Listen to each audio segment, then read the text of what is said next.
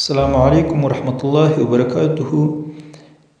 د ګونګي د طلاق ترتیب،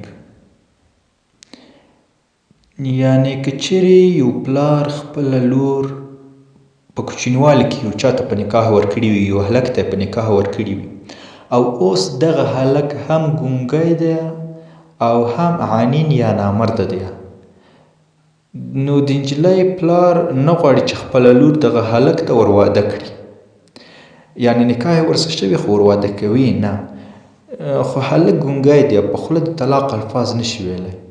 نو آیا دلته به د طلاق کار او معامله څنګه کیږي؟ محترمو، که چیرې د هلک لیک او لوست زده وي نو په لیک او لوست په لیکلو سره دې طلاق ولیکي او خپله ښځه دې طلاق کړي.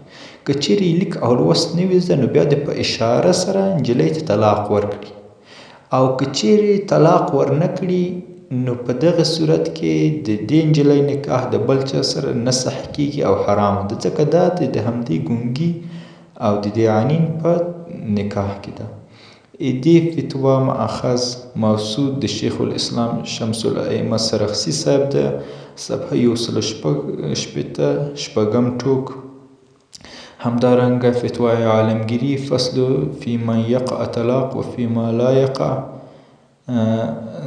353 صفحه ده لومړی ټوک. همداشان بحر الرائق کتاب الطلاق صفحه 413 دریم ټوک.